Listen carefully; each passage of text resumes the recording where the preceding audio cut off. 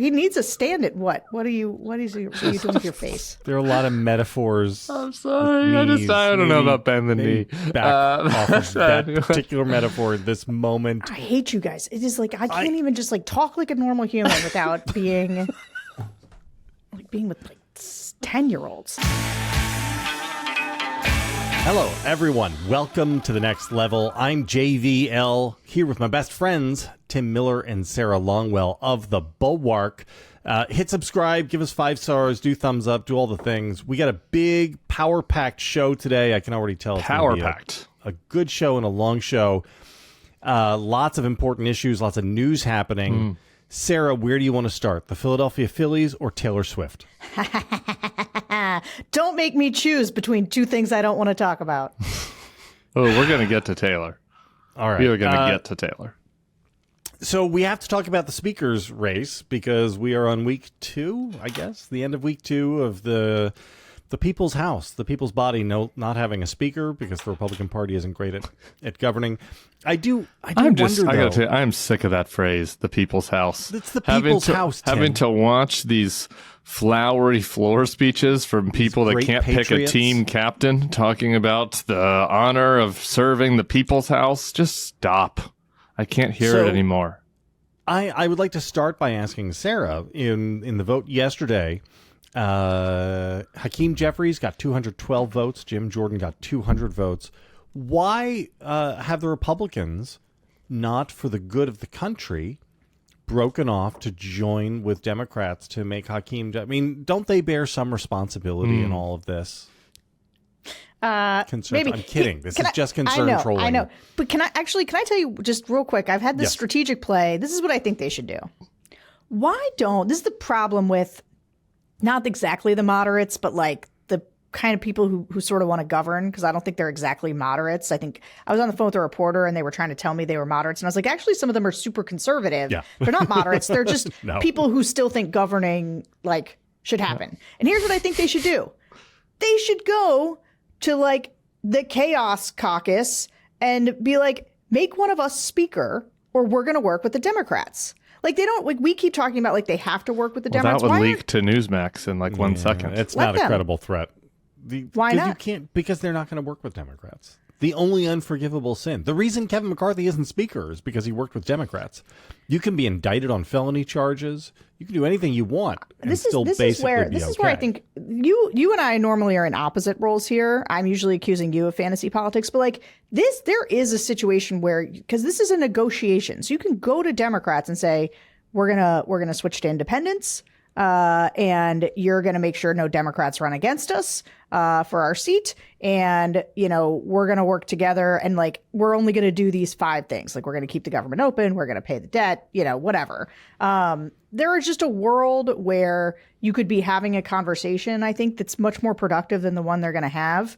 Unless so I have a bunch of things to say on this, but and I want to give Tim a chance to talk. But like I don't know what we did good to deserve to get to watch both Kevin McCarthy and Jim Jordan go down the way they're going down. Scalise.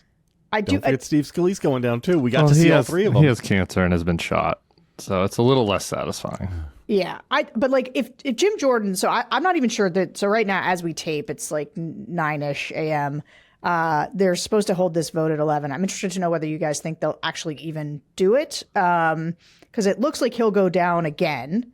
And then I think what may end up happening, what's starting to be floated, is McHenry. Yeah. And I just want to say one thing about McHenry, who is quite conservative and like not somebody I'd normally be like, yeah.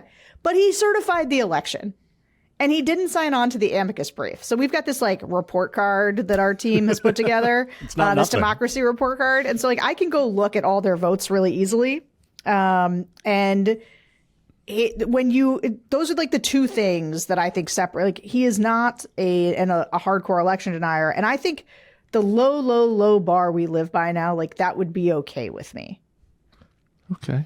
Yeah, sure. Okay is fine. Yeah, no, please. I think we have more to rant out. I do want to say, since we are taping this before 11, like I kind of want to stay out of the prediction business because these guys don't even know what they're going to do. right? Like Yeah, literally, right. Kay Totally. Granger doesn't even know how she's going to vote in 2 hours. So why should I predict how Kay Granger is going to vote in 2 hours? But we do have a pretty hot YouTube page lately. I don't know if you've noticed it that people should be subscribing to with more, kind of on the minute commentary. So maybe pop over to there if anything happened after we taped that required, my hot takes. But here's the thing. I don't think they don't have 217 votes for anything. And here's my problem with the McHenry thing. And maybe it'll happen as a very short term item. But and maybe JVL can explain this to me because he's the game theory expert. But I don't understand why there would be, how many votes are they going to need? 50 for McHenry? 60? Well, why would 60 Republicans do something that Steve Bannon, Sean Hannity, Fox, Matt Gaetz, Jim Jordan can demagogue about, but 5 wouldn't? To me, the McHenry thing seems very challenging to figure out. Now, is it that could they figure it out for 2 weeks? Is there strength in numbers? Maybe. Tell me what do you mean by that? When you say do the McHenry thing, do you mean which is we're gonna maybe the Democrats or just expand his interim powers? Expand his interim powers. That's right. Yeah, maybe the Democrats and some percentage of the Republicans come to some agreement that's we can do the budget and Israel and whatever, something. And then he's limited in that regard. But the problem is that I think there are going to be some people that could object to then, that he would then be subject to the motion to vacate, right? And then other people could object to the fact that the Speaker pro tem does not have this power. And then you go into all these votes, and are the Democrats going to have to keep bailing them out? The Republicans are going to have to give the Democrats something juicy in order for the Democrats, and maybe just a vote on Ukraine is enough because the Democrats are rightly worried that whoever ends up getting the speakership won't do that. So, but then if the Republicans give the Democrats something juicy to expand McHenry's powers in the short term, why does Patrick McHenry want to do this? He's going to be just annihilated from the MAGA world, and he won't even get a portrait out of it. And B, again, like I'm saying, how do you whip enough Republicans for this? I'm not saying it's not impossible. I'm not predicting it, but my feeling right now is that these guys just don't have 217 votes for anything. And that's why I do not agree with Sarah's fantasy politics. I think for the good of the country, 5 people would work with Democrats. But I'm a little curious why there isn't one Kevin McCarthy-style egomaniac in the Problem Solvers Caucus. Doesn't Brian Fitzpatrick or Don Bacon look in the mirror and say, I could get a portrait.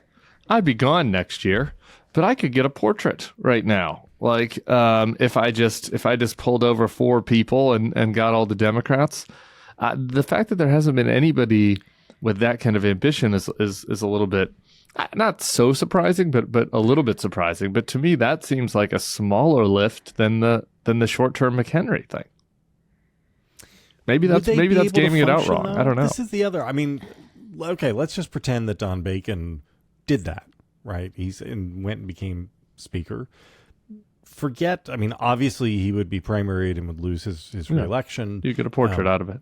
He would get a portrait. He would then get a bunch of lobbying dollars, maybe. Boards. But maybe not. Because once he's out of office, he then is viewed as the modern day Benedict Arnold. No, the woke corporate would put him on boards. JP Morgan Chase and all these guys. Do you know how desperate people are for a good Republican, any bipartisan thing? I think you live a great life. You make one move. So I agree with Tim. I just want them to do something. I guess Ken Buck's kind of doing this actually. Well, but Ken Buck. But here's the thing: what's Ken Buck's next move? TV. He wants a CNN. Yeah, contract. he's the CNN contract. Yeah. So this is, but good, go live that life. Great. You can't find 5 people that want to have that life, and also and this is the thing that always makes me crazy when people are doing real politic. They're they're all going to get primaried, and I'm like. Or just hear me out. You can do the right thing and then go off into the sunset, be rich, and a whole bunch of people will bow to you forever saying you're somebody who tried to save democracy and acted like a grown up at a tough time. You get invited to these fancy Georgetown cocktail parties I keep hearing so much about. There's a lot of upside. Did you see our boy Kim Buck, did you see his interview with Dana Bash yesterday? It's my favorite interview that a politician has given in a long time. So he voted for Tom Emmer, Just like some random leader, you know, at the bottom of the leadership chain for speaker. And Dana says to him, she's like, so why'd you vote for Tom Emmer? And he like doesn't give an answer. And she's like, do you even like Tom Emmer? And he goes, no. And she goes, really? He goes, it's kind of why I voted for him. It's a terrible job. It's just like, so you voted for somebody for speaker that you actually don't, that you actively dislike. There's something about that kind of spirit of spite and principle in Ken Buck that I appreciate. But like, these guys don't have a plan. Is the other part of the fantasy politics thing is like, at least the crazy eight. You know, remember back in the initial January vote, first they were trying to get Jordan. And then Jordan endorsed McCarthy. And then they did the Byron Donalds gambit, which was pretty fake and like pretty obviously tokenizing Byron Donalds because he was black and like Hakeem Jeffries is black. And like that was pretty transparent. But like at least they had a figure that they were putting forth.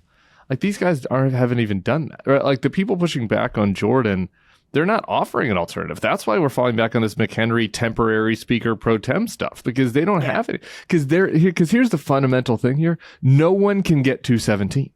Nobody can get 217. But here's my but the point is like if that's the case, then why can't you start like at some point there has to be something is going to happen. There's going to be a path forward or orthogonal, whatever. Like something's going to happen. So like this is the point where I do start to play a little fantasy politics because the reality is there's no like obvious other thing that happens if they just can't get to 217. So then what?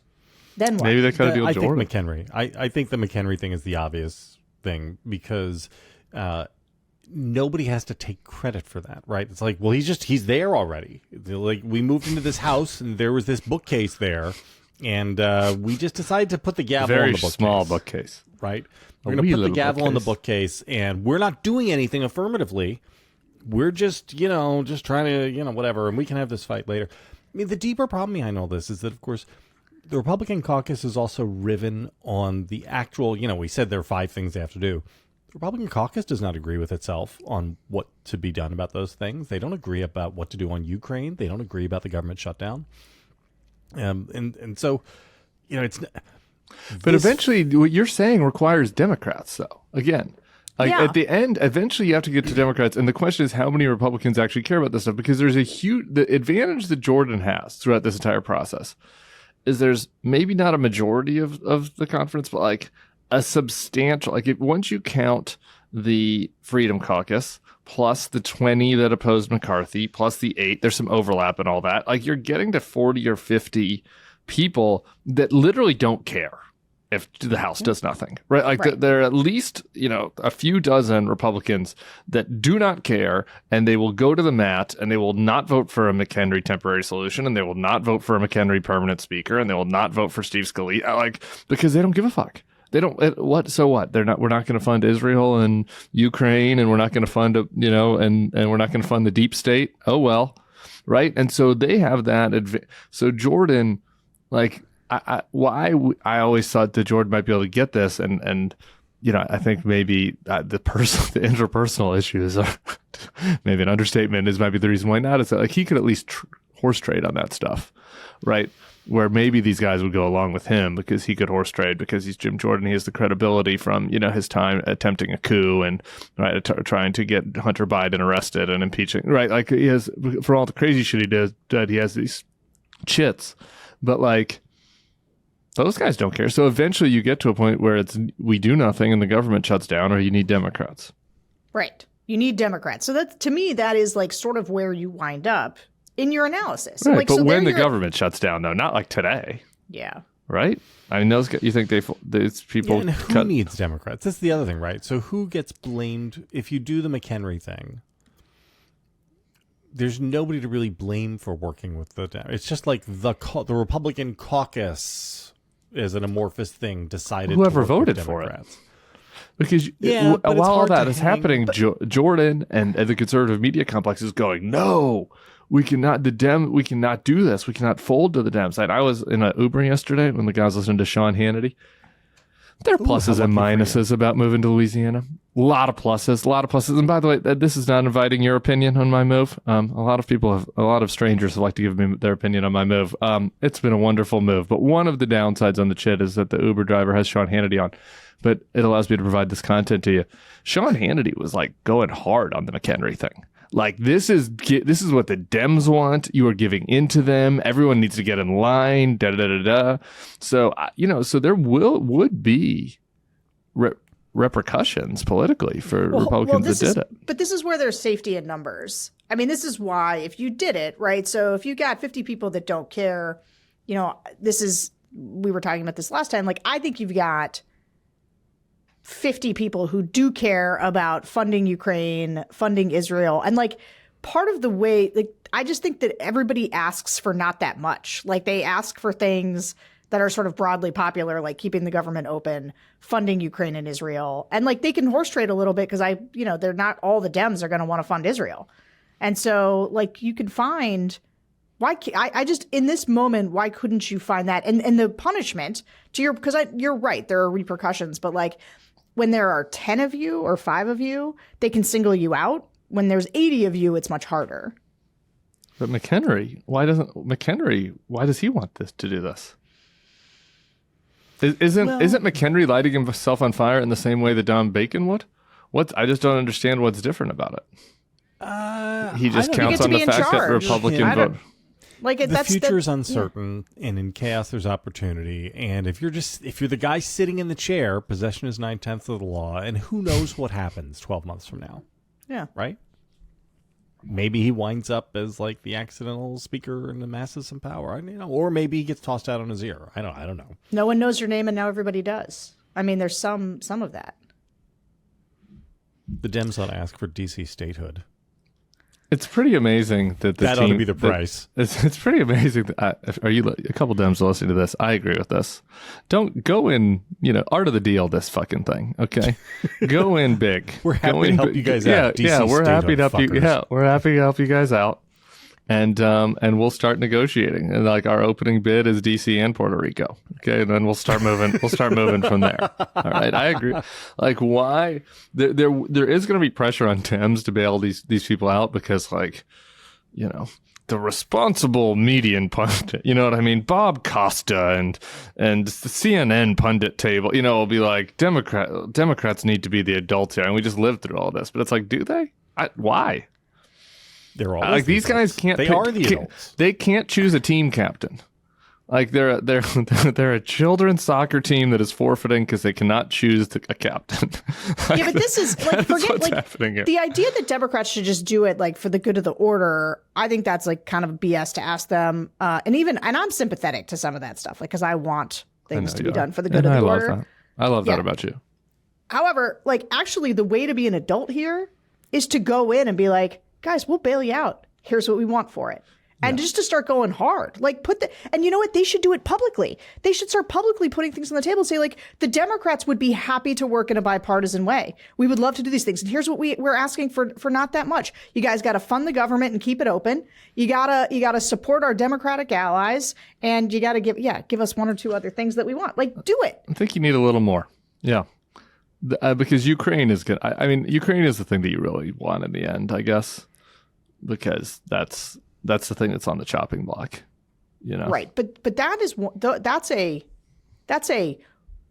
like, the idea that it's the Democrats that would have to negotiate to get us to support our Democratic allies who've been invaded by one of our biggest geopolitical foes is insane. It's insane. Which is why I agree they should ask for some other stuff that's just for them. That is not the world we grew up in. Yeah. They should ask for some other stuff that's just for them, like, I don't know, bring back the child tax credit, or, paid leave. Before we go on to Nancy Mace, very quickly, this show is sponsored by BetterHelp. Staying up to date on all the craziness that is today's American political system can take its toll on your mental health. Yeah, I know it's chipped away at mine. And when your mental health suffers and you feel like your brain is getting in the way of the life you want to live, therapy can be a great way to work through your issues and can empower you to be the best version of yourself. If you might want to give therapy a try, BetterHelp is a great way to start. It's completely online and was created to be convenient and flexible to your schedule. Just answer a brief questionnaire to be matched with a licensed therapist. Make your brain your friend with BetterHelp. Visit betterhelp.com/nextlevel today to get 10% off your first month. That's BetterHelp, HELP.com/nextlevel. Therapy is so great. Can I just say this? A lot of men out there, I can just speak for experience. I'm sure that women also, sometimes question the value of therapy, or maybe they don't. I don't know. But a lot of men out there are stubborn about this. I was like, I shouldn't do this. I don't need this. I'm tough. I've got a strong brain. No, you have a weak brain out there, men, middle-aged men. Go get a little help. Spend an hour away from your kids. and talk about your problems. I do recommend it. It's great. That's it's one great. option. The other option is to take everything that bothers you and that you Push struggle with and just push it down over and over, hour after hour, day after day, year after year. That is another option. Don't do that. That some people choose that works fine for them. Yeah, you know what I do for my mental health? Well, this is mean, actually. Yeah. I was going to say skip the triad because, I didn't need therapy until JVL started just telling me the darkness. I used to have like a good positive outlook, and now I just think everything's terrible. And he put me in therapy. And you know what? I'm getting you back for you two on the secret pod. You said that I wasn't your best friend anymore. I didn't say that. You really. did. You said you were in the market for a new best friend, and you gave it to Tim. I said a lot of things. I have a lot of best friends is the problem. I'm pretty popular. You're the worst. I'm not like in the market for an additional one. All right, talk to me about Nancy Mace. Sarah and I had a nice long conversation about Nancy Mace in the Secret Show. I heard. What were your thoughts, Timothy? Well, there was a Jake.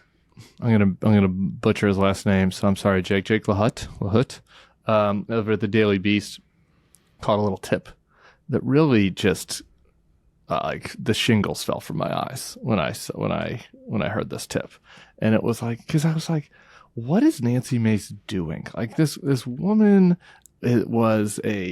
was like kind of positioned herself as a moderate and like a truth teller, and she like picked the most random reasons to go against Kevin McCarthy. It's like, he's not nice enough to women, so I'm going to endorse Jim Jordan. Like he doesn't care enough about sexual assaults, so I'm going to endorse Jim Jordan, who covered up sexual assault. Like, I'm going to wear this A shirt that is rather revealing, and like I'm like, what is this person doing? And she had a mental break. And then Jake's tip came to me. She thinks she can be Trump's VP. And here's the thing: everybody said that this was crazy. Trump endorsed her opponent. She opposed him and spoke out against him. He wants somebody that's loyal. Doesn't want another Mike Pence. All that stuff makes sense. But she looks the part. Donald Trump likes to cast, and I was watching Elise Stefanik give her nomination speech for Jim Jordan, and I just don't know if that's the person he's going to cast. That's just me projecting onto Donald Trump. That says nothing about Elise Stefanik, who I think is very ugly on the inside, and I'm not commenting at all about her outside looks. But the VP, does she have the VP look? Pence did. Kristi Noem was out there. People were mentioning her. Okay, but the Corey Lewandowski thing is a pretty big mark against. I mean, Donald Trump has to like really disrespect Corey Lewandowski, and he's got to think that anybody that had an affair with Corey Lewandowski, just getting inside Trump brain, like this is how he thinks. The list is kind of short of women. I guess you could go to other men, and MTG and Carrie Lake. It's just. Maybe, but like, does he worry they overshadow him? Are they a little too crazy? I mean, he did make a real politique decision in Mike Pence, someone that brought a little bit of balance. I don't know. All of a sudden, I started thinking it, and I was like, I don't think it's crazy that Nancy Mace thinks she might be his VP pick. Actually, I'm not predicting that's going to be her, but I think that that's a rational. It took her actions over the last few months from totally irrational and random. Like, why is her and Matt Gaetz like on the Bannon podcast? Like what is happening? It went from totally irrational to like, I don't know that you're going to get it, but this I think makes sense. I think it's a rational calculation that she could be. She could even be the next Mrs. Trump. There's one other thing, like where I don't know that. one of the other things we know Trump likes is to make people bend the knee, right? He actually, it's an asset to him when somebody has criticized him in the past. It is not a liability because what he likes to demonstrate is, oh, did you hate me? Did you say all these things and now you love me? That is, he needs a stand at what? What are you doing with your face? There are a lot of metaphors. I'm sorry. I don't know about bend the knee. Back off of that particular metaphor at this moment. I hate you guys. It is like I can't even just like talk like a normal human without being with like 10-year-olds. I'm sorry. I'm sorry. It's Tim's fault. You weren't even on the secret podcast. You should have seen JVL's eyebrows when we talked about Nancy Mace. He's doing this face you right were now. Saying, that's we very interrupted. innocent. People get mad when I interrupt you. We interrupted you. You're pointing out that Trump likes it when people. Yeah, I was just saying that I don't think it's at all disqualifying that at one point she hated him. I think his whole what he wants to demonstrate to other people is that, oh no, people who hated me now like me. You may hate me, but you too could like me if you just got to know me. Look at Nancy Mace will be here to validate that. Yeah. I think that if we were to take this idea seriously for 5 seconds, I'm serious. He would ultimately decide that she is too much of a lightweight for she looks the part, but it's so weird trying to get inside Trump's head. Right, like the ultimate. Trump's like, oh, now she's a lightweight. No, right. I really need. He would think like, no, actually, my VP should carry herself like Nikki Haley, but would have to be loyal. Like, this is like the Carrie Lake. Carrie Lake would have been perfect had she won her Senate seat. Right, or the governor's race. That's a shame. Yeah, okay. I don't know. I don't know. I'm taking it seriously. I'm monitoring it. That's all I'm saying. Good. I'm just putting it on the radar. You take it seriously. I'm monitoring it. I think Tim's point is well taken. That not that Trump would choose her, but that it is that somebody put it in her ear, and the idea in her mind, and that now explains her behavior. And that makes sense. I guess it was worth. I hate having to say this on the TDS podcast because everybody knows that we think this, but just to be explicit about it, while it's a rational calculation. If you want to be Trump's VP, it is fundamentally irrational to want to be Trump's VP, given that the last person he tried to have hanged. Right. So well, that's a little. I mean, it's a little. It's a little odd. This time it'll be different. The leopards will not want to eat her face at any point. It'll be okay. Joe Biden is in Israel right now as we are taping. There's a Maris poll this week, the end of the week. Did you see this, Sarah? Probably not. I wrote about it, so you wouldn't have seen it. Showing that 2/3 of the country, 66% of Americans, think it's very important for America to be publicly supporting Israel in this moment.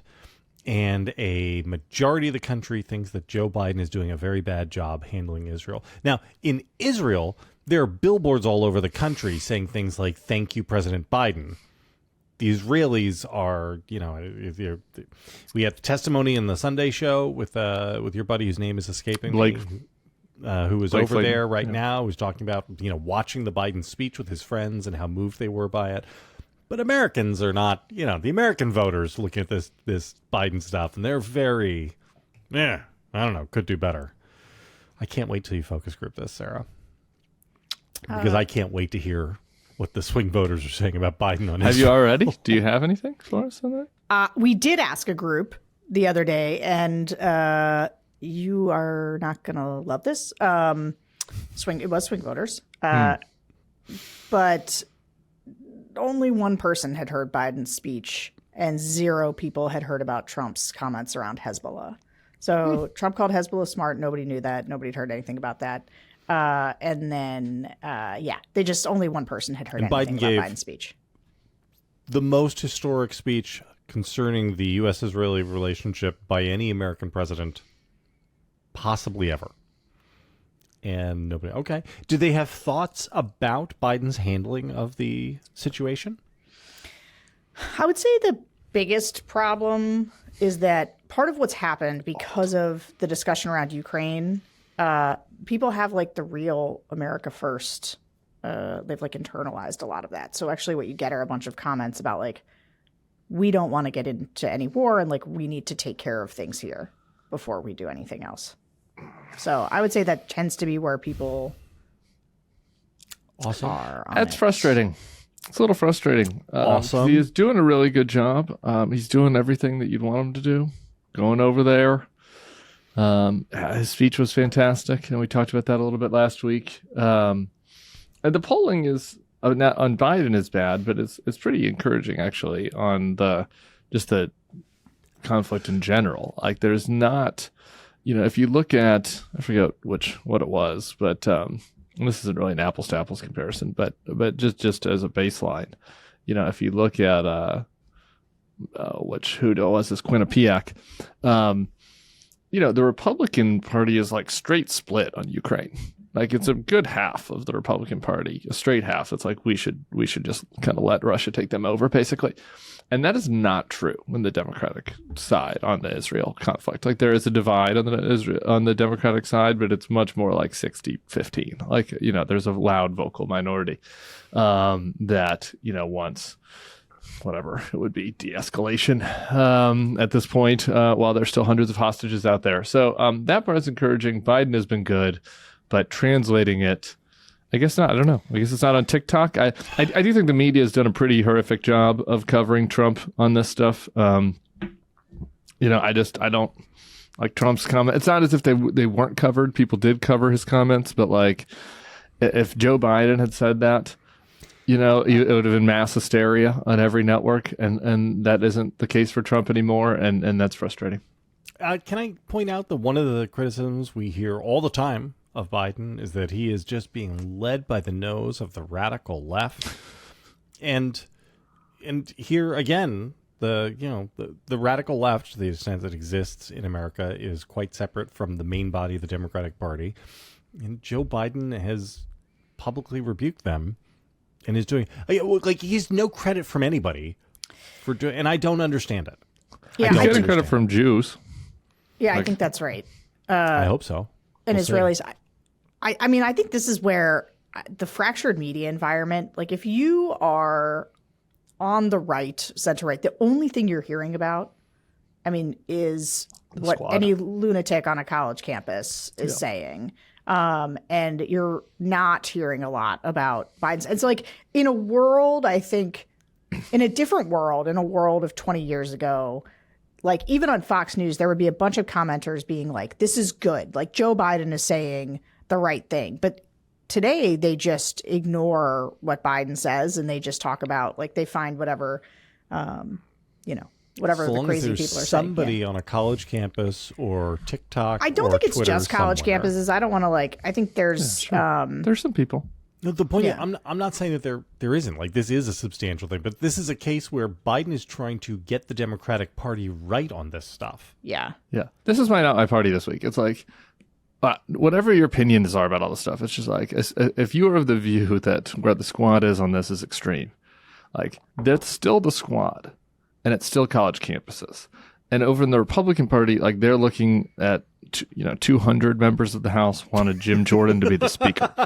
and Donald Trump is winning overwhelmingly in the primary. Right. So it's not to say that there aren't like some crazy people in every party. It's just like in one party, it's the people who are in charge that are the fucking crazy ones.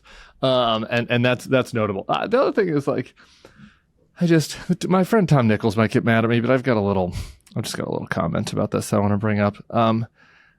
There are like the expertise side of this stuff where, there's folks that get upset. Like I'm like Sarah. I'm not doing TV on this. Like I know my limitations on all this stuff. I'm trying to book interviews with people who know more about me where I ask and learn more about them. But I have to have a little bit of skepticism about the experts on this, because if you look at the Trump at foreign policy, the one thing that all the experts said were good were the Abraham Accords. And I didn't really have strong views on them. Like, I think I literally wrote in my book one line that was like, maybe they were good. I don't know. Like they seemed fine to me, but I don't know. I'm not an expert. This is where all the experts are. But the more I listen to smart people on these podcasts and read smart stuff about this, like it seems like that again. I'm not blaming the Trump administration or the folks that were for this, but like the unintended consequences of that, like led to this kind of right. Like there are concerns from Hamas and Iran that the Arab world's, whatever you want to call it, normalization with Israel was like changing the balance of power. Right. And that had to be shaken up. Now, there are a million core reasons for why this stuff happens. But I just what you're not seeing out there, like on the left, there are all these recriminations about like, oh, should we have done this? Should we have done that? Did Israel do this? Like that does not happen with the Trump world. Like I look at this thing and I was like, if we were just running a demagogic anti-Trump podcast, like we could do like the Abraham Accords kind of caused this. And oh, by the way, if you're a big fan of building walls, I don't know. The Israeli border with Gaza is pretty small and had a pretty thick wall with pretty good security, and that they'd spent a lot of money on it and done everything, and like didn't seem to work, right? So our Mexico border thing. So like there would be ways to demagogue where the Trump folks are on all this stuff, but like there's no seriousness, like there's no reflection on that, and like they get this goes back to the asymmetry. They get this where like center left experts like gave Trump credit on this, and like that never happens the other way. Like that never happens. Never. There's no MAGA world people that are like, Joe Biden's doing good right now, and like center left people gave Trump credit on this thing that like actually might not have ended up being that good. Might not have worked out. Unintended consequences, good intentions, and all that. But like, here we are. Everybody in the center left and the left and Democrats gave Operation Warp Speed one of the few good things that came from the Trump administration. Lots of credit, right? It says there is no version of that. There is no serious Republican person who goes, actually, the Inflation Reduction Act has turned out to be pretty good policy. Actually, the infrastructure bill has turned out to be very helpful. Yeah. There is that doesn't exist. I mean, anti-Trump people, like J-Pod wrote a good thing about Biden's speech in commentary, right? But like he's anti-Trump. But like nobody from the actual MAGA world. From the Trump world. Instead, what we get... I'm sorry, go ahead, Sarah. Well...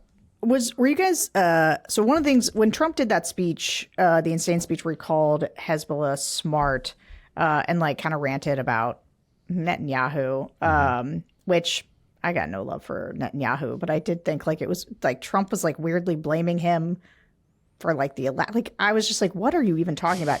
It did seem like he got some angry phone calls because he definitely started to walk that back and like double down, or instead of doubling down, he kind of recommitted to the pro-Israel thing. Do you think any of the Hezbollah smart, any of that stuff hurts Trump at all? No. I do think he got angry pushback. He's got some big donors who are and big supporters and all that. And I do think he got angry pushback. And he sent out a bleat that was like, I love BB, hashtag, and he has all the subtlety of like a sledgehammer. But I do think that I do think he gets private pushback. And like, I think he responds. Like people, Maggie, this is all Maggie's reporting. Always like, it's like he'll do whatever the last phone call he got. Like, he'll send something out if one of his Tom Barrett calls him and tells him he should have done this instead. Right. So, but not publicly and not with voters. Yeah. Meanwhile, just really quick before we get to that transition, I just want to read the recent Nancy Mace tweet that Sebastian sent. Sure. Hearing the establishment is desperately trying to tank Jim Jordan. I'm so tired of the establishment dictating what goes on in this town. It's time the people have a voice. It's time the people have representation that isn't dictated by a few power-hungry players. It's a pot calling the kettle black right Sounds there. like a MAGA VP tweet to me. Just saying. Anyway. Wouldn't the Nancy Mace thing all just be more explicable if it turned out that like, oh, she really has developed a taste for edibles? Right? Then you'd be like, oh yeah, okay, now it all makes sense. I don't think you've done much with edibles, JVL. I think you're a lack of. I don't know how that stuff affects people. You just stop tweeting and go to sleep, dude. Okay. Meanwhile, we have a DeSantis Haley war, which has broken out. This is amazing to me. DeSantis's super PAC put out an attack ad on Nikki Haley. Here is the line of Haley's that they take and they put through the dark filter with can you believe what Nikki Haley is saying? Nikki Haley says, America's always been sympathetic to the fact that you can separate civilians from terrorists. That is the line which the DeSantis campaign is using. Is there more? No, that's it. That's what she says. Could you reread it one more time? One more time. So you have Ron DeSantis. The ad is Ron DeSantis talking about how he is never going to let refugees from Gaza into the United States. Never. And then they give Nikki Haley, and Nikki Haley says, America's always been sympathetic to the fact that you can separate civilians from terrorists.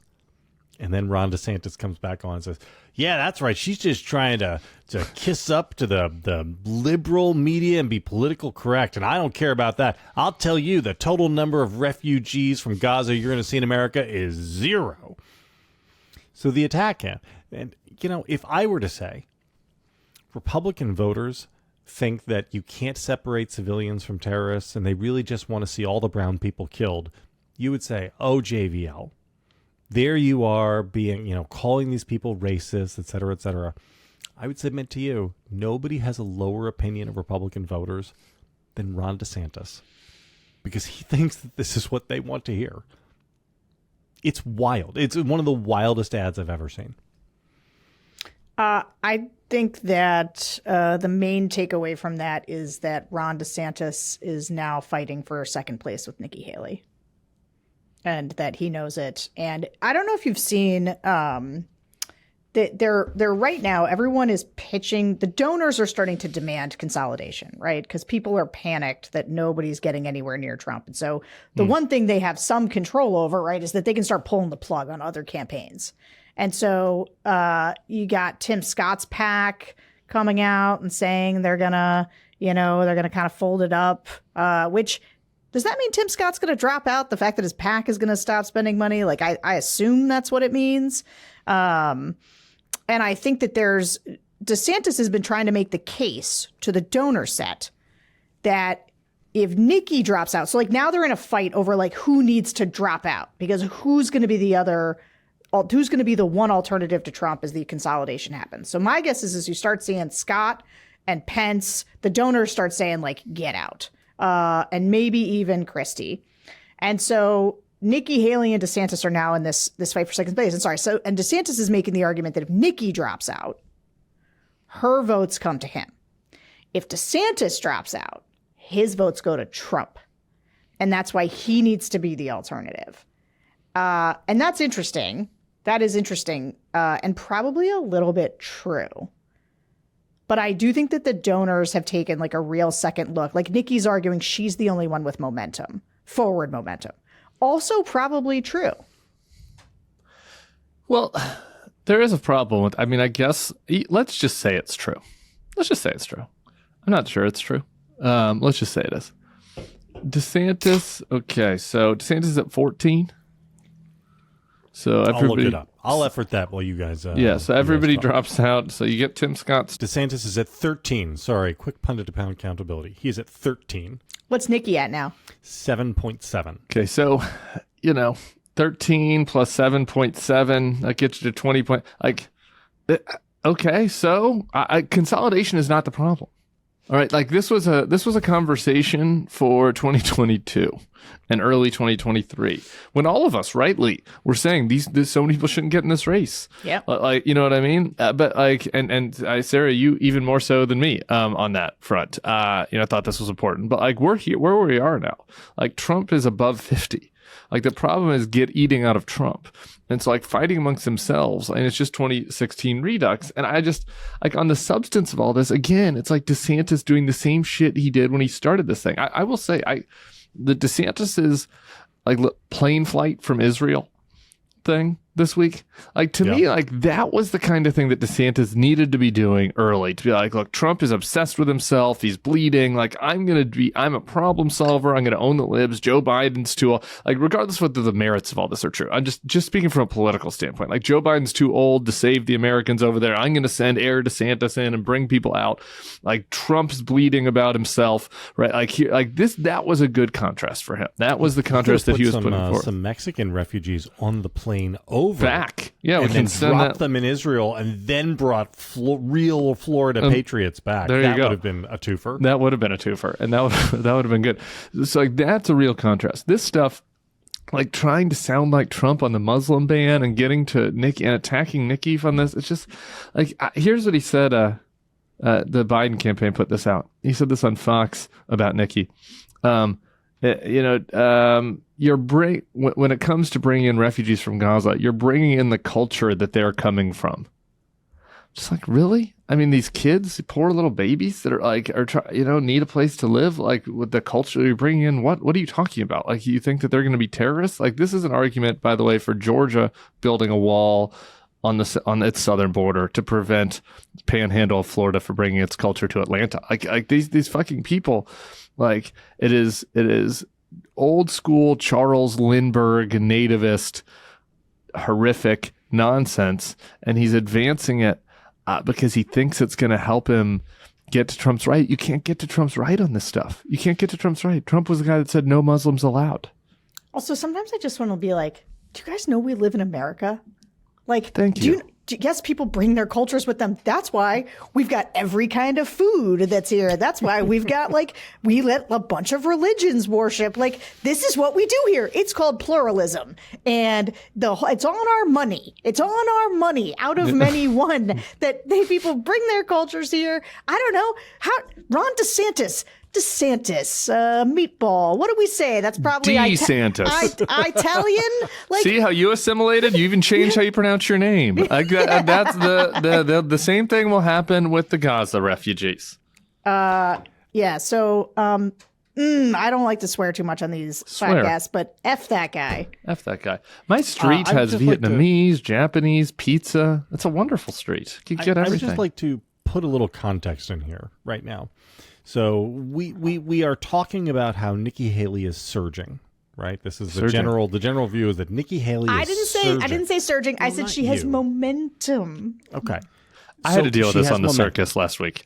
Because media needs to have something to do. And so I love the circus guys, but they kept being like, okay, and you can really feel, and I was like, can you feel it? I was like, in every clip, I'm like, are we sure? So is there something happening? 7.7 points. Okay. That's great. Which is great. Good for her. It's like a half a huntsman. Since April 6th, Trump is up 8 points. So Donald Trump has added more to his total since April than Nikki's entire number. Do you see what I'm saying? Like, it isn't just like, she's surging. Do you know who's really surging? Actually, when you look at the race, you look at the lines going up, Donald Trump is surging. Donald Trump is near his high water mark right now for the entire campaign. He's at 58%. He's closing in on 60. Closing in on 60. It's almost November, right? You know, we're what, 14 weeks away from Iowa? I'm sure a DeSantis Haley slap fight will resolve that. That'll change things up, change up the dynamic. The person who is actually surging and who has the momentum is Trump. He is much stronger than he was even as recently as July. He's up 8 points from July or 6 points from July. I think that one of the things that is clear, DeSantis, like, I'm not sure that his campaign, this stunt, I hear you, Tim, that like he should have been doing this stuff all along. Like, they never figured out how to run against Trump.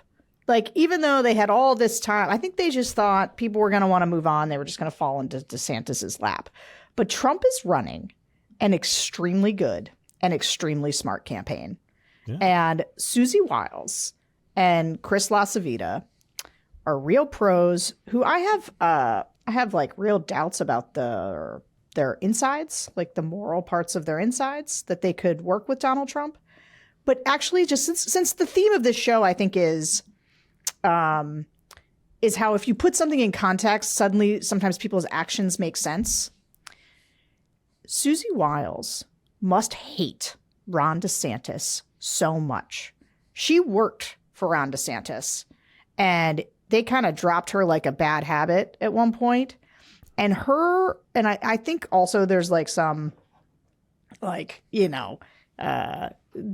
kind of tried to end her, like they were mad at her, kind of tried to, shit on her. And now she's like, you know what I'm going to do? I'm not just going to beat you. I'm going to crush you. I'm going to end your political career.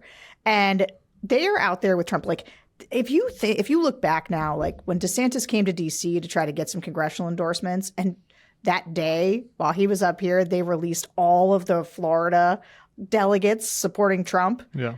And the way that they are behind the scenes, making sure that the rules, just the regular rules in the state, like it's making it really hard for somebody else to come after him. Like they are 10 steps ahead of DeSantis and of the donors.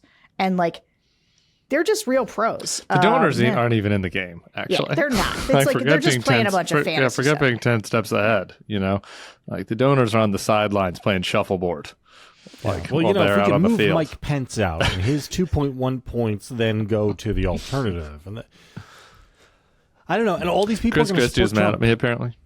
For Why is saying he this. I did an interview with a local New Jersey paper where I brought up the fact that Chris Christie is out there saying that he's helping, that he's here to stop Trump, but he's actually helping Trump, and he's helping Trump in his ego, and he needs to get out if he wanted to actually help Trump, because he has no chance of winning. And I gave this interview to the New Jersey paper. You can see it.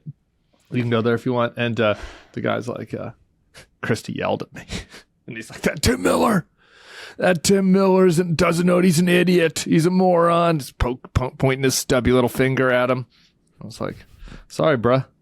Like these guys, like don't like that. None of them are doing anything. None of them are actually doing anything except making themselves feel good. I think you're overly hard on Christie because I think he's been like I think he's been the best of the whole bunch in terms of saying true things about Trump here.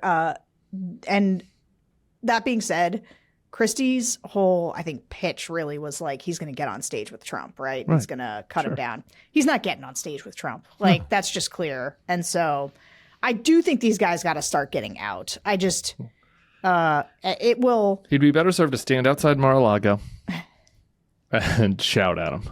Yeah. You pussy, get out here. If you're a real man, you'd get out here with a bullhorn. That'd be his best. That's his best play at this point. I'll apologize to everything if Chris Christie gets out there and does that. Okay. Taylor Swift, Tim, you want to have this fight? It's not really a fight. It's not really a fight. It's just, it's fine. If people like Taylor Swift, that's fine. I'm totally with you on the entrepreneurial spirit. I'm just saying, men are bad. I get that. Straight men are horrible. Like total allyship on this, straight men being horrible. But like, if you've had 18 boyfriends and they're all famous, and at the end of every relationship you write a song about how they're terrible, maybe the problem wasn't the 18 boyfriends. Maybe you picked 18 really terrible people. That's all I'm saying. I'm a little bit confused about the girl power element of this. I get the girl power element of the entrepreneurship and saying F you to what's his name that tried to steal her masters, and like the fact that she's getting rich, and I love that, and the pro economy stuff, and that's all great. But like, I don't know. I was watching an interview with Donna Kelsey. Savannah Guthrie was doing this interview, and Savannah was like, must be nice to have gotten to hang out with Taylor. And Donna goes, yeah. And I was like, Donna gets it. Like, she's fine. She's probably fine. She's probably fine, but like, I don't know. That's all I'm saying. Everybody can do what they want. I'm happy. If you want to just, life's short. If you want to use your one life, making out with every celebrity in the world and writing a song about how they're terrible, that's a way to live a life. That's a choice. But I'm a little bit confused about the girl power side of it. I just assume it's all kayfabe, and it's like it's all giant fake work for her, which is again awesome. Like, I'm there for it. I love pro wrestling. I watch pro wrestling. I'm happy to be there for I just want her to be happy. I just want her to be satisfied. I gotta tell you, Tim, I want her to be happy. That's all. I don't care about any of this, but it does sound to me like there's a little bit of shaming on your part for Taylor. Like, let her have she's a big celebrity. She there's every dude who has ever, had a decent a charting song dates a gajillion women. Yeah. So she's a serial monogamist. God bless her. First of all, let me just stipulate. the I female do Leo not care about DiCaprio. Taylor Swift. I do not care about any of this. I can't believe that you guys invest in the psychology of these people. Like, she has some good music, and yeah, it's fine. She's It's got some good music, and she's the ultimate girl boss. What's not to love? This I'm is not like shaming her. your sweet spot. I'm not shaming her. Again, like I say, I think everything, I think it'd be fine. I just, I don't know. There's the whole vibe. I'm not vibing on. The music is just okay for me, and the story of like, I just every album is like, why my last boyfriend is terrible. Okay, I guess that's fine. Maybe it's kayfabe. I don't know. I just want her to be happy. That's all. I just think that like a real happy girl boss story would be I overthrew the patriarchy. I got my master's back. I did Taylor's version, and I'm very happy and satisfied. Okay, but I don't When even. you found I out can't believe I have an that opinion Hacksaw about this. Jim Duggan and the Iron Sheik were actually buddies in real life, did it make you not want to watch wrestling anymore?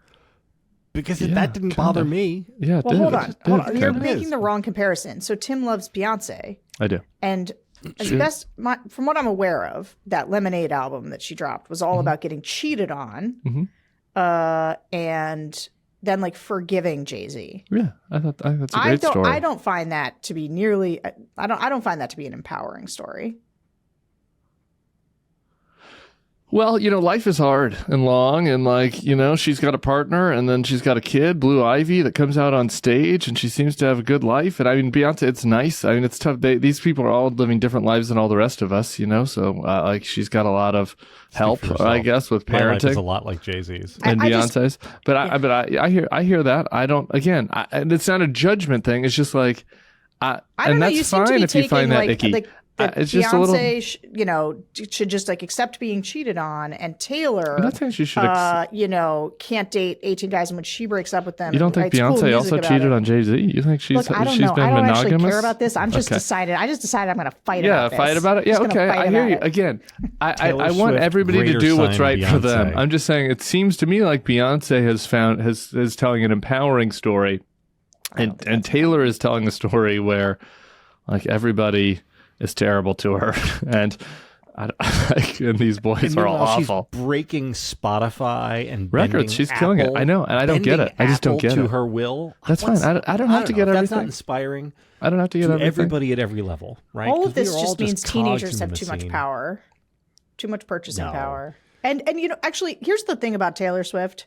And she's done this better than Bieber, but it's these kids that started so young, right? Like when you think about the Eras tour, you're like, Eras, you're like 33. How do you have Eras? And then you realize like she released her first like hit album at 17, and like she does have, some time under her belt. And that means that she spans. She started her career at 13. I mean, she was signed to a development deal at 13. Yeah. So like Taylor Swift does feel, as young as she is, she's been around long enough that there's a generation of teens right now and tweens who can love her.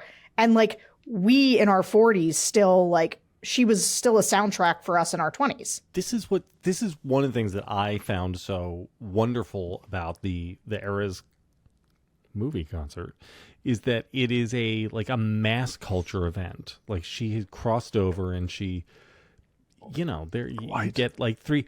Our colleague A.B. Stoddard went with 3 generations of women from her family to go see that. That's great. Mass culture. Her first album came out in 2006. Yeah, so I'm 26 when that happens. Yeah. It's mass culture. It's like when Barbie and Oppenheimer dominated the box office for a month. It's like everybody. There are very few. It was all parts of American culture were in that theater with you in New Jersey. There were Italians, there were Italian Americans, there were Irish Americans. Yeah. There were Scots. There were Scots-Irish Americans in that movie theater. Probably not. There were probably some Polish Americans. A handful of Polish Americans. Just cut across all of American culture. Everyone we have likes very, very few mass culture events anymore. Right, we're down to basically like the Super Bowl. That's it, right? And it's nice when Sarah doesn't even watch that. It's nice when we have I something watch the first half and then I go to half bed. the country watches and is into. I like that. I like feeling like we have a monoculture for a minute every once in a while. We don't need to live in a monoculture, but it's nice to have monocultural moments. I just want to say that I don't think we should have to pick between Beyonce and Taylor. I think they're both icons. One of them is better than the other. Clearly. In both cases, I know enough of their music, which means they've permeated the whole. I love them both. I love this. This is a perfect ending to the Next Level podcast. A strong Beyonce, a strong Taylor, and somebody that wants to unite us all together. That's the spirit of the show, really.